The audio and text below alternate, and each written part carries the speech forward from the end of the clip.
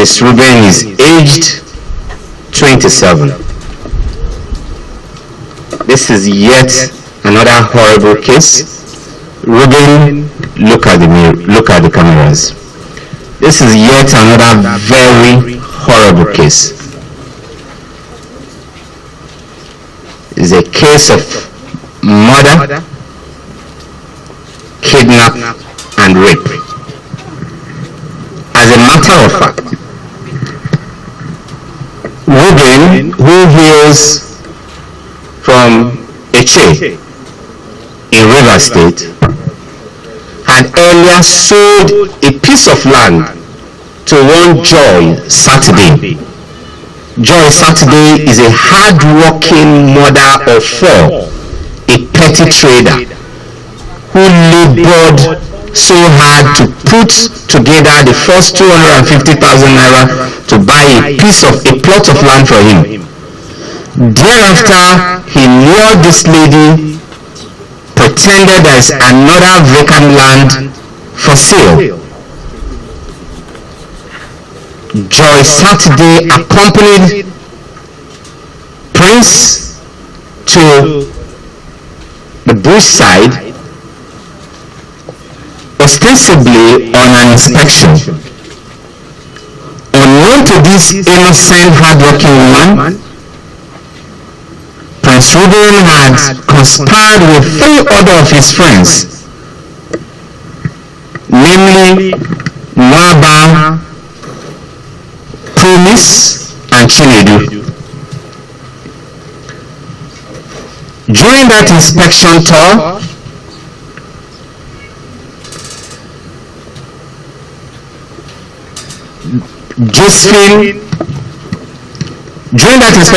Joy was kidnapped by these men. They took her into the forest, gang raped her, stole the only cash sum with her, 20,000 naira, and then shot her to death. After killing her, they poured acid on her body and then threw her body into the forest. I am here for the killing of Miss Joy Saturday. So on that day, I went to my working place. She called me on phone that she's coming to see the land. I said okay, that I went to work, that my closing time is by 4. She said okay, no problem, that when I close I should call her. So before then, my 3 friends told me that they are going to kidnap her and make money from her. I said okay, no problem. So on that day, they hang inside the bush. Then I took her to the land. So she saw the land. Then my 3 friends came out. We now kidnapped her and took her to the forest. We raped her. We killed her. We poured her acid. It was my friend that shot her with a gun, a local made hunter gun. My friend Mwaba was the person that shot her with a local made gun. Then Chinedu was the person that brought the acid. They now pour her acid. Then they told me that they have a forest where they will dispose her corpse. I said okay, no problem. They went and disposed her corpse before the police came and arrested me. So since then, my 3 friends run away. My name is Michael Dalabo. I'm from Rivers State. I will be 23 on the 8th of September. So I've been into this Instagram for several years, and so I meet females online and I tell them about hookup. So when they accept, they pay connection fee, they pay their flight from wherever they are to Port Harcourt, they pay hotel and everything. After having sex, I leave them stranded in the hotel and run away. So some of them they will call me. I will tell them I'm not more interested. It's a scam. So some of them, I will not tell them they should send money for me to delete their nude pictures. So that is it for all now. How much do you charge? Do you drop them? No, I don't drug anybody. How much do you ask them to bring as ransom? The no specific amount. Some pay 100, some 50, some. Like the girl that made them arrested me, she sent 300,000. So all your victims, you must sleep with them. Not all. So those your victims, you don't know who is pregnant among them. No, ma. How do you make them? Flourishing Josephine. So why are you into this business? Why are you into this business? Why? You guys don't let me help you. Listen, gentlemen. Listen. I think you need to understand something. He doesn't need to drug them to sleep with him. This guy presents himself as Flourishing Josephine on Instagram. Once you have cut out a deal with him, he will refer you to his agent called Clarkson, who is still Flourishing Josephine. And then Clarkson, at this stage, once the deal is consummated, you pay a connection fee.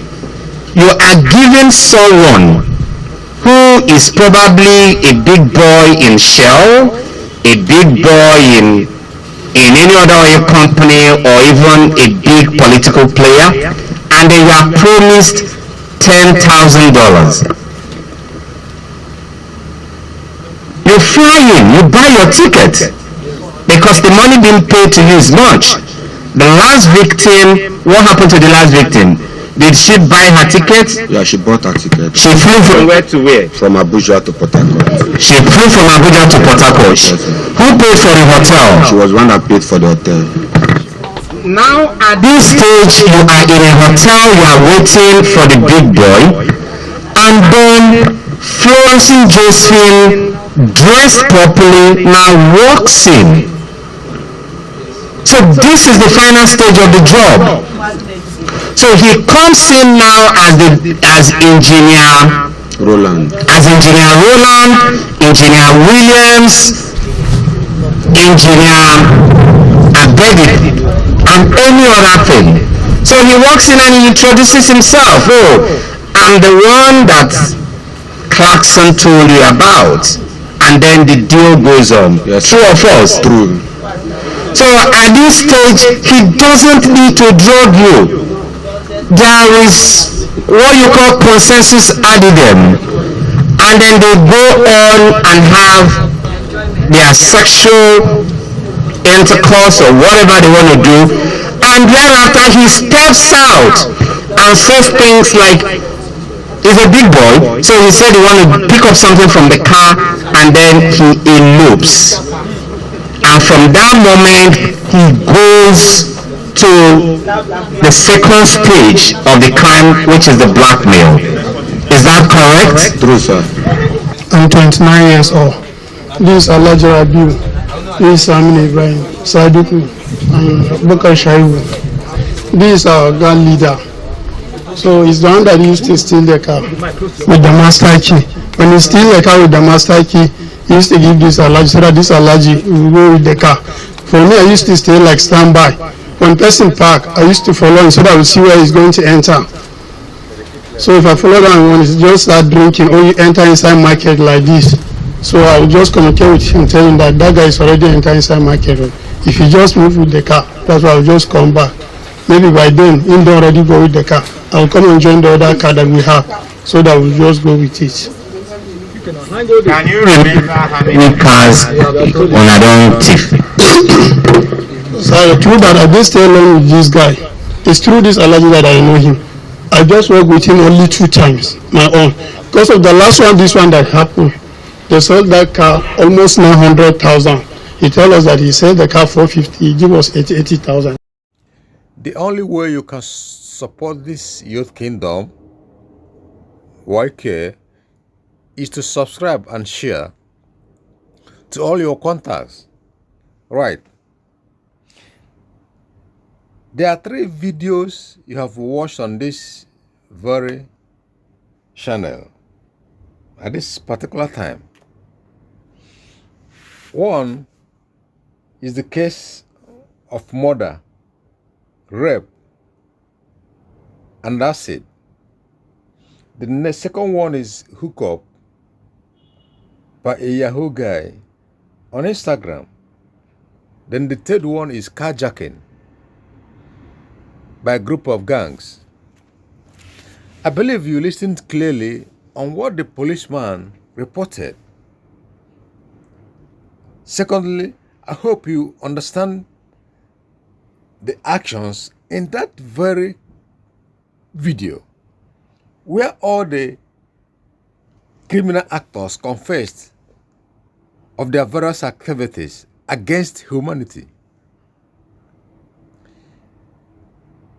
I am so sad in presenting these cases. My heart is just bleeding when I understand the wickedness of our youth. I feel so saddened to understand how this generation acts wickedly in every situation. Nobody has passion again for humanity. Nobody has likeness, love for each other in this our very society. I wonder what has gone wrong in our heart, in our spirit, in our souls. We are so barbaric. We act so primitively in every situation this very time. And the people doing all these things are just young ones. Why the use of this very time acts like, animals from the evil kingdom? There is no conscience. There is no sympathy. There is no respect. There is no dignity in everything they are doing. The only thing at the center of their heart is covetion, destruction, killing. Why? And these ones that are killing, themselves, they always cherish their own life. They deserve their own living. They believe they are doing the right thing. But look at it. As it is always said, the evil that men do lives with them. Look at these ones this very time. Will they live this life in a joyful mood again? How can you just rape a woman, murder that woman, and pour acid on her for doing you? Only the sin is that she happens to get in contact with you. Not just as a girlfriend, not just as a wife, but just as a buyer who intends to buy a property from you. Yes, all these things have been happening in our society in various designs. But the point is that the victims of these actions fail to understand when things want to go wrong in their life. Not only that, those ones perpetrating the evil, they close their tracks so well for you to believe they are doing the right thing, or believe there is a genuine business often. But at the end of the day, it turns to be so and destructive. It turns to take life. Why should all these things be happening in our society? Have we forgotten that God brought us into this world? Have we forgotten the instructions from our Creator? Life we are living have principles. Why should you overlook all these things to take things just for granted? Life is so precious. Why should we destroy and humiliate life in this world? God is not happy with humanity, especially Nigerians. God is not happy with us. That's why everybody is suffering.